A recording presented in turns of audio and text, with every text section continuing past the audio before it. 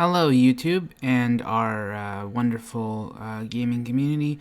This is Gilbert coming from the Unnamed Game Company, and want to have to start this podcast here. Partly because we're like 22 days into 31 days of games, and I think we're not. I think there's not enough of us out there in terms of like our presence, and I thought maybe it might be nice to just like start addressing and talking to people about what we do and who we are and what we're trying to do, and so we're doing this sort of recap on the 31 days of games, how it started, where it came from, why we decided to just release 31 days of games here at the beginning of the year. We're going to go through some of the games we created, why we created them. Briefly, I'm going to go into more detail in other podcasts about design theory and why we concepted certain things. If you're hearing passing cars right now, I live on a very busy street, so I can't control that, and I am not a wizard with filtering out noise outside of this, so I apologize for this. I am not I'm not a tech person. I am a designer, and this is the best I can do with OBS and a microphone. I'm still figuring things out, and I'm gonna fiddle with this thing, and I'm gonna be like, oh, I'm totally wrong or don't know what I'm doing. So, anyways, we released This Night and Then at the end of October. It went okay. This Night and Then was a game that I started building back in like 2018, 2019. It was intended to just be a game to release. It wasn't like, oh, we're gonna make this the biggest game imaginable, but it was just like, okay, let's just get a game out there so we have something. And I found a really great artist named Jules Blank, whose art I really loved, and I hired them, and I also then, was really into wanting to build this up. I was 6'5 Studios back then, and so we're now the Unnamed Game Company, primarily because I joined up with some partners, and then some changes happened, and now our company is just two of us. It's Caradwin and myself, and some of you don't know Caradwin, some of you do, but Caradwin is the other half of this company. They do all of our layouts. They are a fascinating and wonderful individual.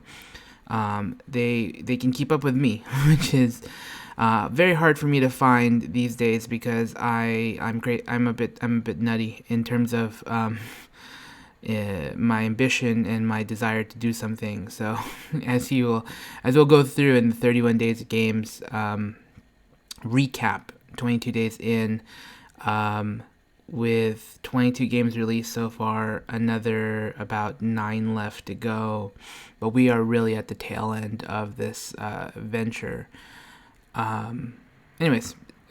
So yes, I was 6'5 Studios back then, and then I started writing a number of games. I write a lot. I enjoy writing. I enjoy concepting things. I come from a very board game background, so if you ever read my games, I feel like there's a very system-focused way of thinking. And to the point that sometimes if you read my games, you're like, there is a very strong lack of, like, world building. Because I'm from a world where I just think that, like, okay, the GM, I leave that to the GM's imagination, but I will create a system for the GM to play with. And I know some people are like, oh, well, why don't you give us all give us the stuff. I'm like, nah, I prefer it, like, I as a GM want to just do what I want to do. And so I designed that way. I designed with the thought process that, like, I don't need to give you anything. You're smart enough, you're creative enough, you don't want to listen to it. It's better to adapt the system to what your group is and who you are rather than to just sort of go, well, that's, but yeah, anyways, so we did, I was doing a lot of games, and This Night and Then was going to be our first, like, release, and then the pandemic sort of hit, and then life was sort of hitting, and, we've just sort of went on hiatus for, like, a year and a half, and I think a lot of people did that. Like, a lot of people are still on this sort of, like, game hiatus, because it's just the grind of the pandemic, I'm an essential worker, so I was in an office every day, and I know some people lost their jobs, so I was lucky to have one, but I'm kind of a germaphobe, and managing a business, managing a company, being a manager at a company while all of this is happening, it was really it was daunting. Especially since my company didn't give us any sort of like guidelines. They're just sort of like, here's sort of some rules to live by. Figure it out. You can follow it or don't follow it. That's on you. And I had people who were high risk in our store, and I had customers that just wouldn't follow anything. It was a really trying time for us back then, and so we went away for a while, and then we had all of the art from Jules, and it came in spurts. You know, I wasn't really into gaming design at that stage, and then Caradwin and I like sort of joined forces, and we revived the Unnamed Game Company, and we decided to release This Night and Then, and we decided to finish it out, and so we released it in October, and I was like, I'm itching to just sort of like pump out and catch up and let's do a lot of like content, and let's just get a lot of stuff out there, and then let's sort of see what like might stick, and it was a good way for me to sort of want to, like, I was thinking like, okay, let's level up our writing and our layouts, because Caradwin does all of the layouts, all of the covers, all of the stuff that we did for 31. All of this was done through like free. Most of this was actually done through free stuff. Like you could just, we went on they went on Pixabay and modified a number of stuff using Infinity Suites.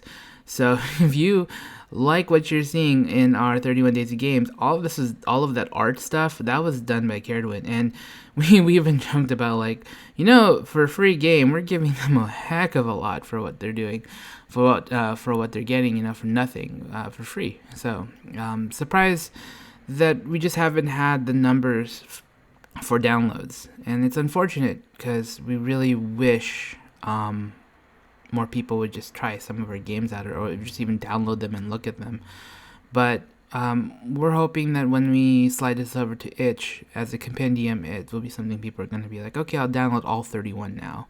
I'll get the whole collection. Hopefully, knock on wood. But I keep rambling on tangents. I'm so sorry.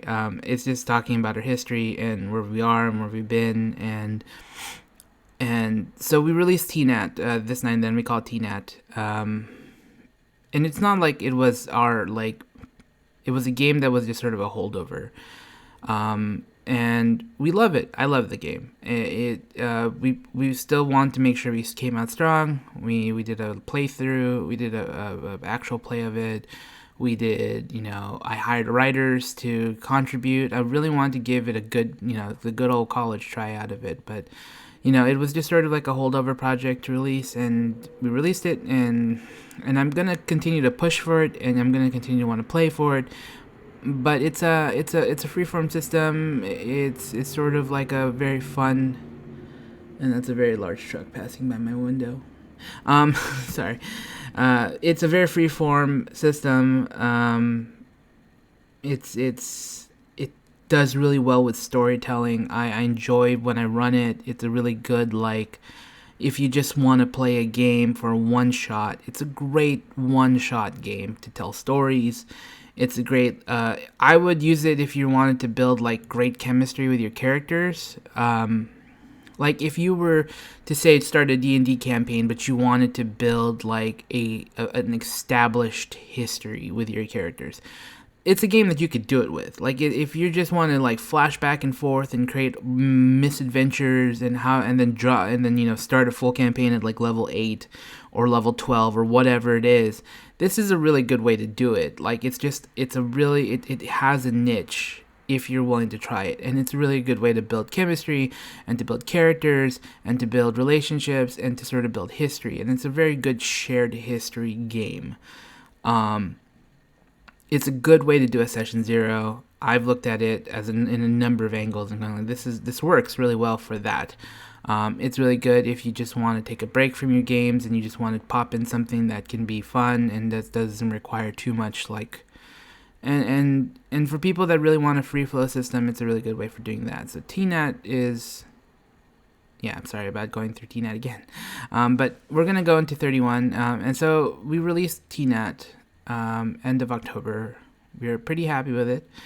It is we decided sometime in November to just let it be a free game for a couple months because we didn't get very many people traction on it. It wasn't like an exciting game that people were like, I must download this. And I understand I set a price pretty high, but I am a full firm believer in you have to charge what you feel is right for a game. Like you have to charge your value. And I think that's a very important thing that I think a lot of designers are, they undervalue themselves. And I think that's a major issue, I think, in our industries. And they're like, oh, well, I'm only really worth $2, so I'm going to charge $2. Or I'm not worth that much money. And, we hired artists, we hired writers, we did an AP, we did all of those things. And if I was going to give away that game, I think it would be sort of like diminishing the work of the people who joined us in those projects.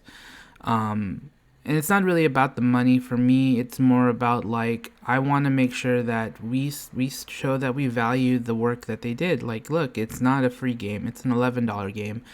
It is something that people should, we want people to download, but we also want people to like, if you download it, that we put the effort into it. And if you do spend the money to do it, then, it's a game that, I think if you get too many, you get a cheap game or you get a free game, and people have a tendency just to be like, oh, it's just a game there. And I have that. I have a lot of games that I'm just like, okay, it's just a free game.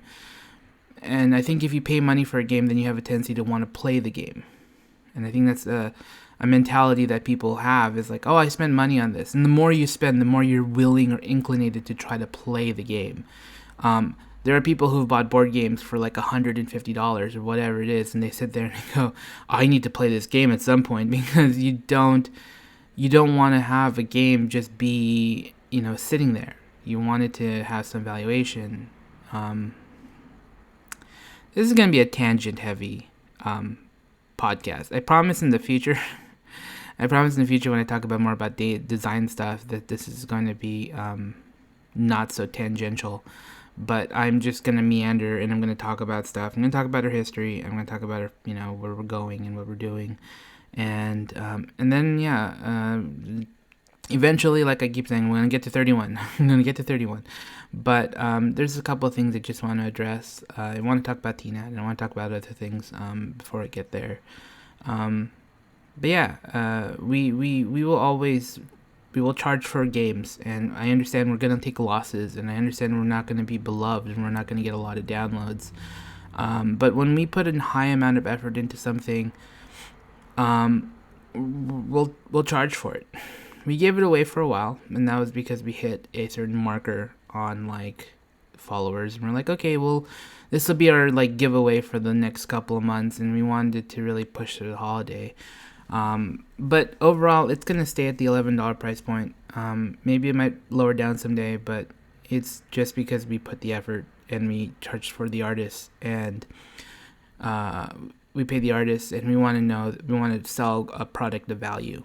So, but we want to make sure the community has it. And we're always of this mind frame that if you want a game from us and it is out of your price range, come talk to us. We'll work with you. We'll work it out. We're open to people talking to us about, hey, I don't have money. And I come from an arts world. I know what it's like not to have money. I know it's like to struggle. And I couldn't imagine a 20-year-old version of myself thinking I could purchase a RPG or a board game or something. There's no way. I had to join meetup groups and then I'd play whatever anybody would play because I didn't have a choice. I had nothing. So, when I was in my 20s, I was an artist, and it was rough, and I would just, okay, so we're going to play this game. I'm like, okay, I'll play it because I don't have any games at home.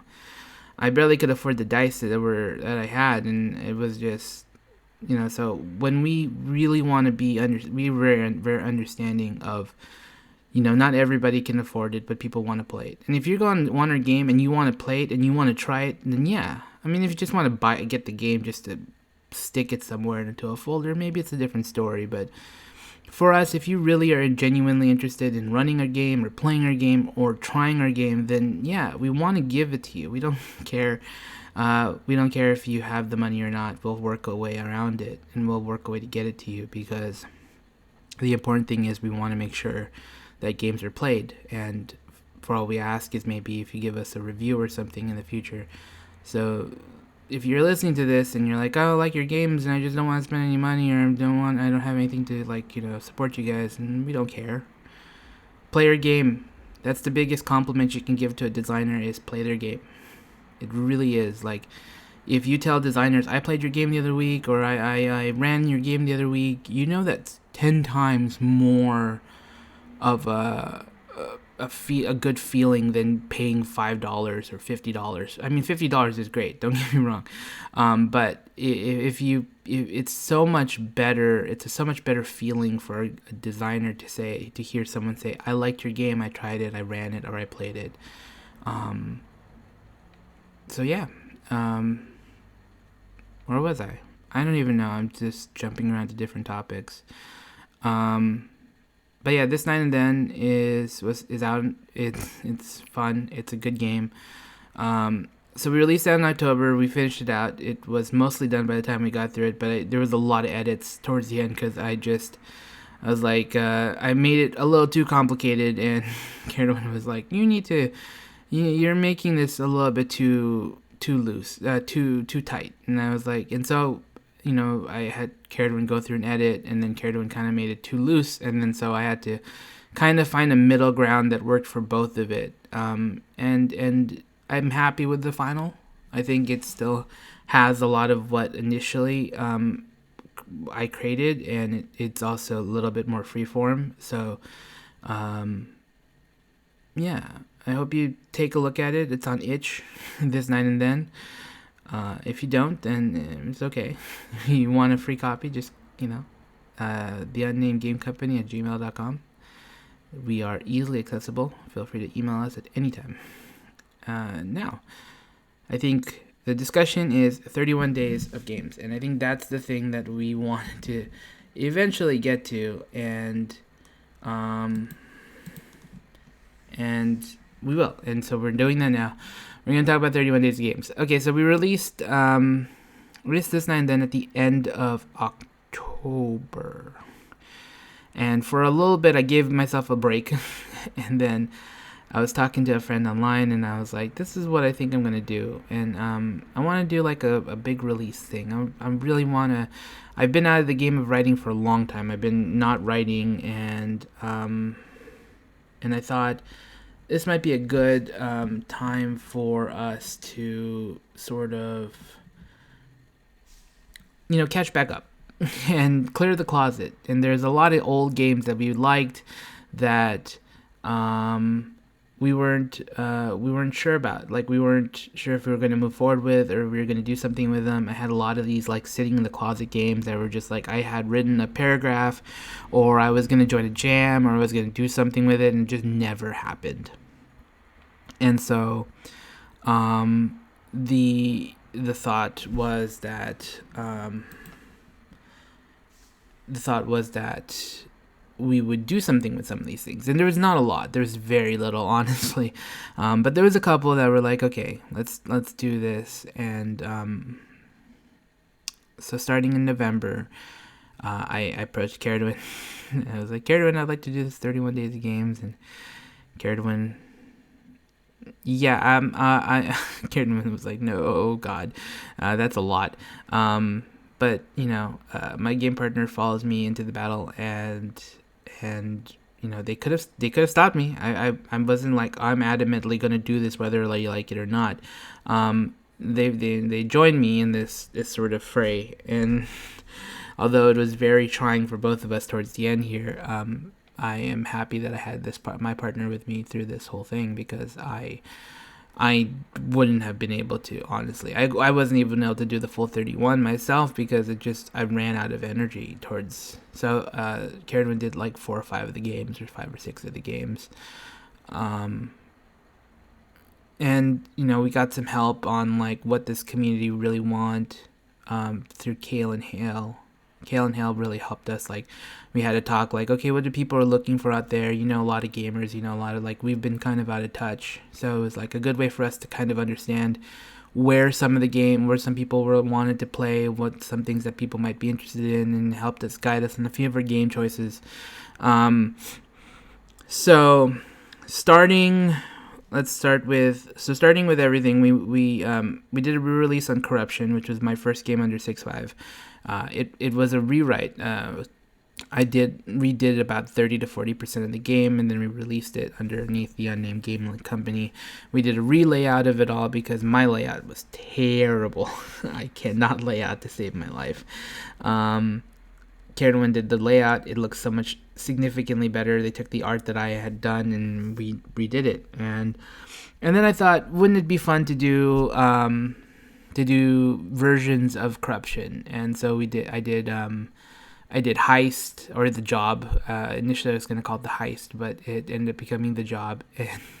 And Vigilante, which is all really the same game system. I call it the Corruption game system. It's a very simplistic system where everybody sort of has this shared dice pool. You have a score, which is your corruption score, or your traitor score, or your villain score. It's sort of like the worst possibility for yourself, and you. The more you roll dice, the higher probability you have to lose dice. If you roll at your score or lower, which is starting at 1, you will lose your dice. And once your pool diminishes, you start to make deals with the GM. You start to say, "Hey, GM, I'd like more dice."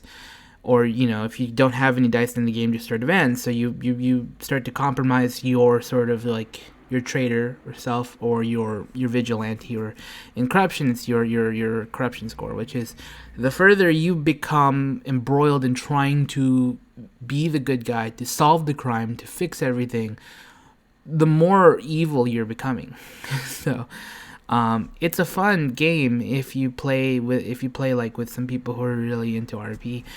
It can be a fun game because you start to get into like Training Day, and you start to get into like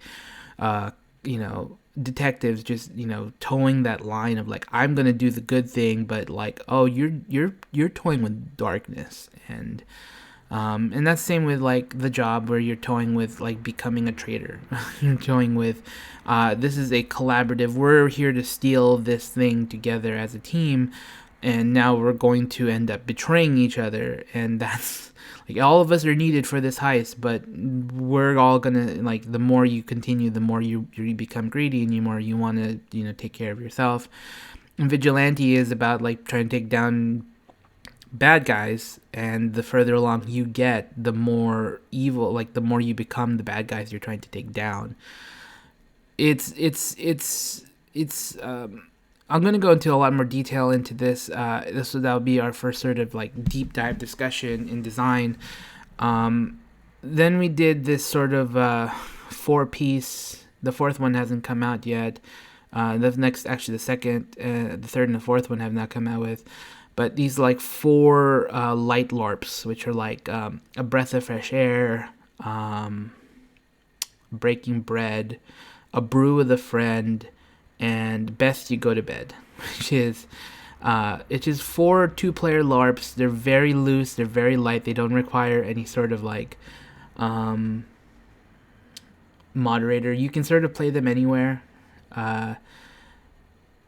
You can play them at home. You can play them at like at a bar for all we care. But the notion of it is that you play different characters, and they're sort of running around this periphery of this kingdom rebellion that's about to break out. And we never sort of discuss the rebellion. We never really say what happens in the rebellion. But we know full well that like in Breaking Bread, you're the heads of the 2 of the noble houses, and there's a whole set of uncertainty if the king is usurped. If the rebellion kicks off and you're on the wrong side of this thing, and your king loses, all of your power will be taken. But if you join the other side, and they lose, it's also the bad side too. So it's a really interesting discussion of like two enemies trying to sit together to figure out what's next. Like, yeah, we hate each other, but it's like the Montagues and the Capulets sitting down and being like, well, is it Capua? Is it Capua? Oh man, I can't even remember. But yeah, it's as if that city, the prince is about to be taken out, and in a rebellion. And what do you guys sit down together? So there's a sense of mistrust in the game, and that's Breaking Bread. And then we have Breath of Fresh Air, which centers on a royal and a knight who protects them, or their sort of bodyguard. And they've known each other for years, like years and years and years and years. But like they're from two different worlds. Like it's distinguishable, like that the royal comes from a world where they have stuff and they're on the side of the king, and then the knight is sort of like, I'm peasantry. I'm raised, my family are the citizens, and the kingdom is suffering. And there's even a question in the world building, which is, what is the last thing you ate today? And it's a very interesting, like, if your answer for the royal is, I had like 4 eggs and I had like bacon, and the answer for the knight is, I had bread, or I had a slice of bread. And it just goes to show like there's the dynamics. And really like the structure of the game is like, okay, there's a goal of the discussion. So it's not just like, okay, we're characters, but there's a goal of a discussion. And so that's Breath of Fresh Air. And then A Brew of the Friend is about 2 former soldiers who are now sitting on opposite sides of the rebellion. One is the leader of the rebellion, and the other is the leader of the King's Guard. And they served together in the war, and they're now fully aware that they're going to be going up against each other the next day. Whether or not they're talking about it is a really interesting topic, but they're having like one last drink, like one last, this is it, like we're done, and this is goodbye, so long, take care. And it's a really interesting thought process to like how we're gonna do this. And then finally, Best You Go to Bed is about 2 people living together for whatever reasons and doing chores before bed, and they both have secret sort of desires to carry out. And it's sort of like, I can't really go into detail because it kind of spoils it a little bit, because it's kind of one of those it's kind of one of the more sillier of the 4. But again, all these 4 games really take you through different worlds. We did 2 writing supplements, 2 design supplements. We had a overcoming writer's block, which is something I wrote, and it's just exercises to sort of overcome writer's block and to sort of get your mind clear of writer's block. It's something I dealt with for 9 years. Caradwin wrote a world building design book, which is a lot of fun. That was actually part of our first feature Saturday. I talked about This Night and Then earlier. We did a version of This Night and Then, a rewrite, almost an entire rewrite of it, to create a one-shot version called This Night and Then, The Music of Our Lives, which is if you played This Night and Then, or if you've ever seen This Night and Then, if you ever got a chance to see your AP, it's This Night and Then is played on a clock, motorcycle. You probably don't even hear this. It's probably not even picking up, but I'm hearing these on like my side, and if I'm hearing it with my headphones on, I'm wondering if maybe it's picking up on the microphone. But anyways, So this night and then, music of our lives is about like New Year's, and it was released on New Year's Eve actually, with the intention to be something that could be played on New Year's, and this idea about flashing back to the past, and it's like, oh, like, same stuff about flashing back to the past, but celebrating sort of this hopeful future, and sort of like looking back in things and running scenes in the last year, and how far you've come in 1 year. It's a really interesting like retrospective way of game, and it's done through music. So like music plays throughout the whole of the scenes, and the timer is based off of music. So there's a lot of like you pick tracks and you play music, and it's very like it was sort of inspired by Death Cab for Cuties, the New Year. This is the New Year. It's a fun like variation of This Night and Then. I personally really like it, and I'm hoping people will too. What's next? I'm going through the list in my head, and I'm like, there's a lot of games. And some of them are just like, okay, that's a good game. I don't know if it's something like it should be I need to talk about, but let's talk about like what's coming up. I guess, unless there's something that like I think of that was like released. Well, we did 2 board games. We did Potions, which is more of like an American style board game because it's very like luck and dice oriented, but it's got a very like market component, so there's still some Euro elements to it. And we designed Freight, which is a very Euro heavy game, and it's very like no dice, no luck. It has some Race from the Galaxy components. Creating board games for 31 days was really tough. We really wanted to try. I was really trying to create games that you could just print and play. Like, you didn't have to have a bunch of meeples. You didn't have to have a bunch of resource tokens. You could just play. And, Caradwin had to come up with solutions for, like, tracking and keeping track of stuff. And, tally sheets for potions was important, like ingredient tallies. And potions was very important. Freight, we had to try to come up. I had to try to come up with ways to keep track of your freight and your movements and your capacities. And it's tricky to do a board game as a print, like a full-on board game printable. And I don't know. It's one of the things I'm like, I wish I could have had some time to go back and like really get a chance to like play test these things, because I did play tests or the dry runs with myself, but like a full on like let's break the game type of thing. But for a free game, there's really limitations to what we can sort of like do, and for the timelines, we just didn't have the set time to just be like, let's run practices and let's try to run this stuff and try to do this stuff.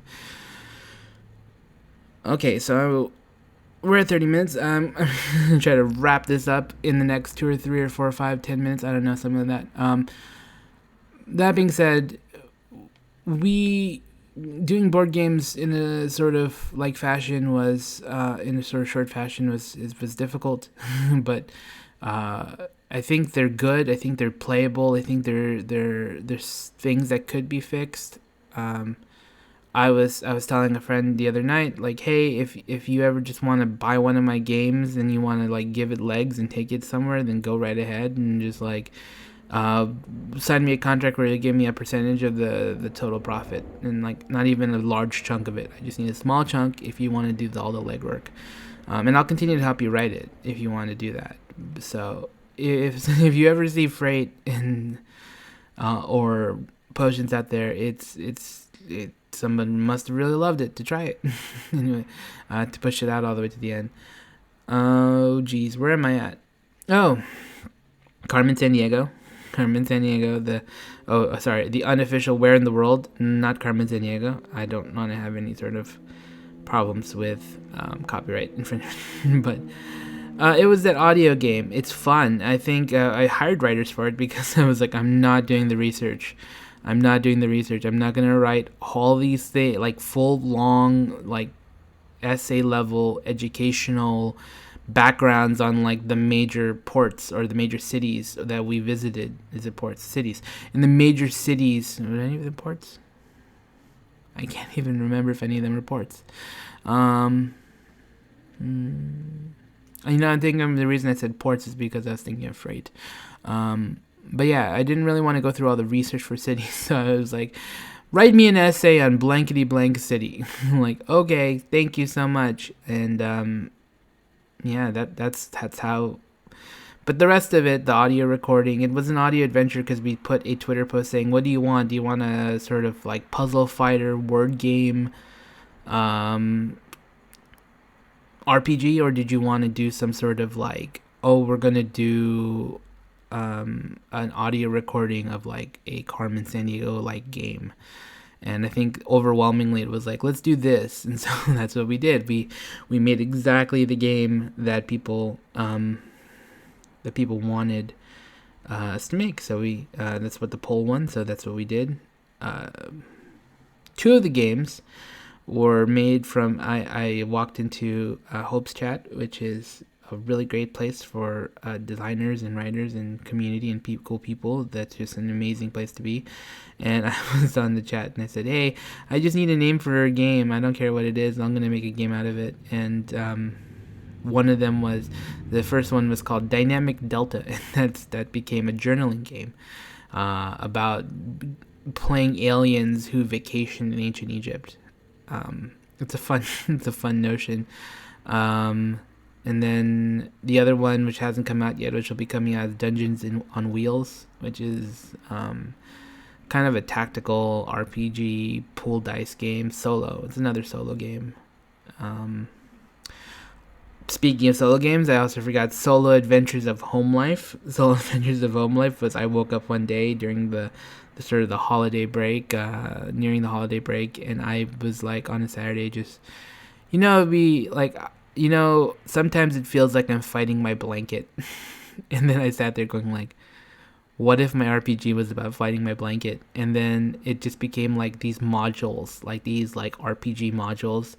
And you take a d20 and you roll it, and vampiric blanket, and heading into the kitchen to find snacks, vacuum cleaning the house, answering the door, responding to text messages, all these little like introvert home battles we deal with ourselves, where we're just like, I don't want to go. It's the intention is just to is to the solo adventures of home life. It's just making fun of living at home, and it's I didn't realize it was an all ages game until someone was like, it's an all ages game. You're also like getting kids to like do chores. I'm just like, oh, not my intention. This is the introvert self that was trying to fight with whatever. And so that was probably one of my favorite games that came out. Soul Adventures of Home Life. I mean, Carmen San Diego was a lot of fun to do with some friends. I was on Facebook and was like, "Hey, you guys want to record?" And I just got random friends to record audio with me, and that was fun. But if I'd have to say, like, there's a game in this list, Soul Adventures of Home Life is one of the ones that I'm just like, this is stupid fun. Yeah. Time Dilation was also on this list. I'm not looking at a list, by the way. I'm just trying to remember everything. Time Dilation came out as well, and that one is a letter writing game about like the first space travel into space and changes of aging, and the idea that some people grow older and some people don't, and I think there was an inspiration from like that Mel Gibson movie from years back where like he cryogenically is frozen, and like he wakes up and it's like, oh, like everything in the world has changed. and he finds his true love, and then he's like old now, and it's sort of like the notion behind it. I think I saw a jam a while back and I was like, I'm gonna be part of this jam, and then I just never did, and I wrote like a paragraph and said I'm gonna do this, and then it just never happened. So I turned it into a letter writing game, and I just was really like, oh yeah, this is so much fun. And so we experimented on a lot of random options and creativity in games. I'm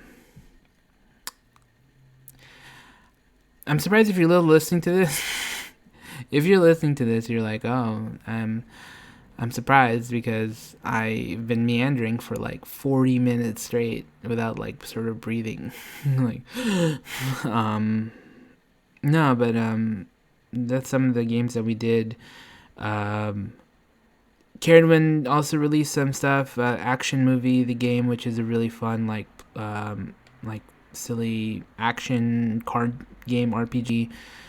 The simple storytelling system, which is a really good intro system. We did abnormal teens, and puppy pals, which are really great like intro games, all ages games that are just like, okay, this is really like, it's a really good intro if you want to learn how to do TTRPG. We want that system is really solid if you're just like introducing like a young player to, hey, how do you do dice rolls, and how do you play characters, and how do you solve a problem. What else is there? Oh yeah, there was Fame, which is another card game. We did a couple of card games. We did Fame, which was sort of this telling the story of becoming a character, like this sort of like character world building. It was a world building character centered on a character, and sort of has the rise to fame and power. And there's the dark side and there's the light side, so it can get, it's kind of an apples to apples thing where like each player introduces like an idea, like, oh, you gotta, and each of the cards ties into a prompt. So like one character can be like, oh, you got a Wrangler jean commercial, and then another person can be like, oh, you're gonna fly you and your best friend to a concert, and like, oh, that's really cool. Or and then you sort of reveal whether or not it turns out good or bad. It's the goodness of celebrity or the badness of celebrity, and of fame, and sort of the player who chooses then gets to tell the story. So they choose the one that they like the most, and then at the end you sort of like, you pick up tokens and you sort of determine like the pathway of their life, and if it turned out good or bad or whatever, sort of an epilogue. And so yeah, that's Fame. And then Fandom, which is about the other side of things, which is fans who love the work of people. And I think that just became thematically and all, it's a LARP. We did a couple of LARPs that was really based off of like the discussion of artists growing and whether or not, and our obsession with those things.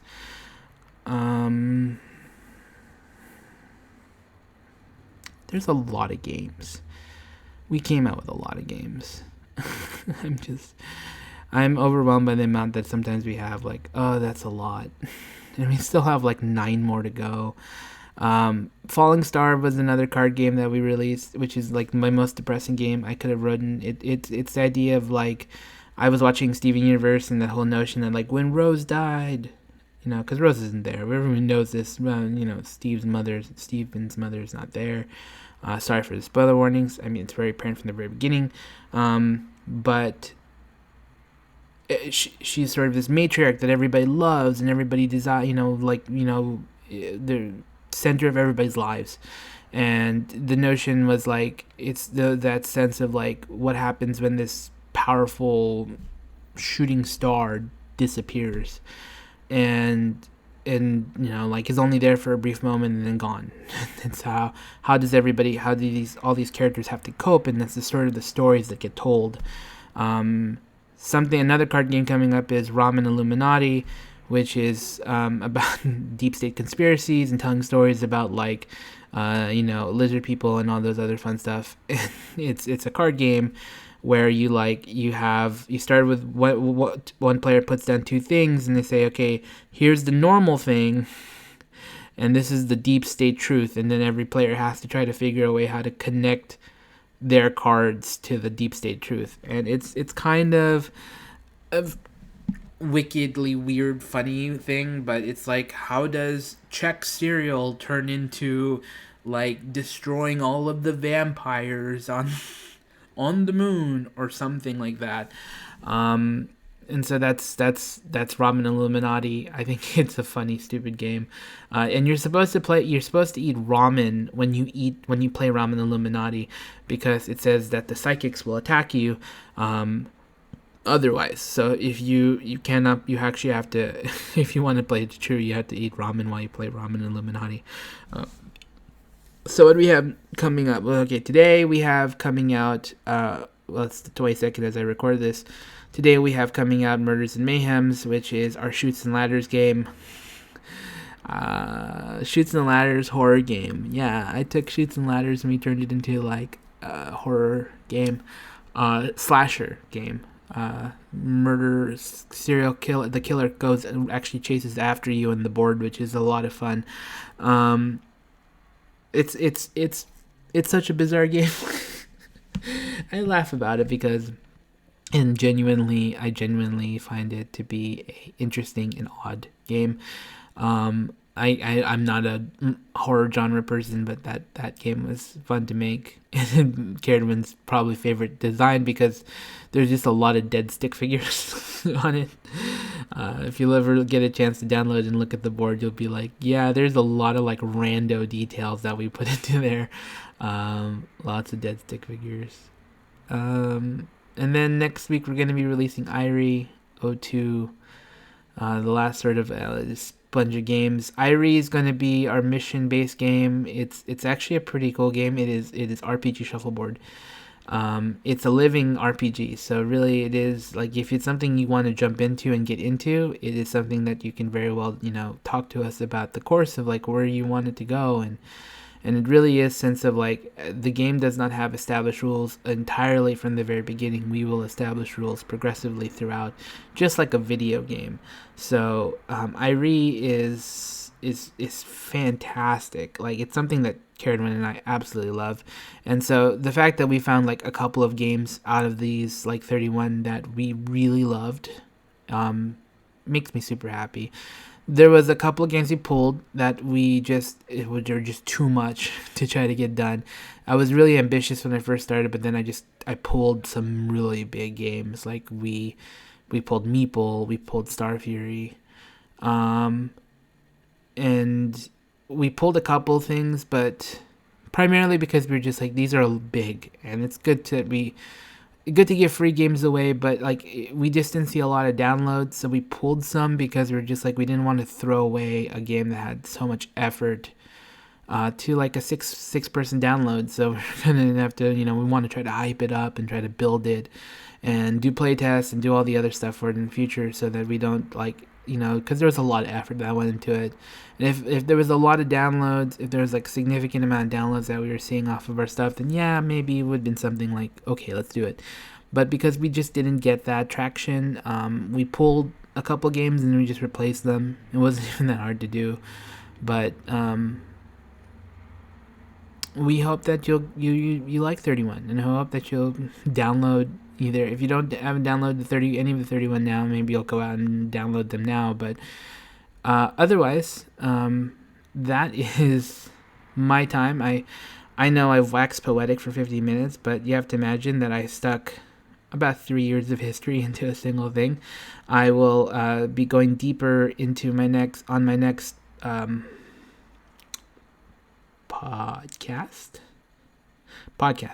on corruption and heist and vigilante, and then I think after that we're gonna talk about sort of the 4 LARPs that we're releasing.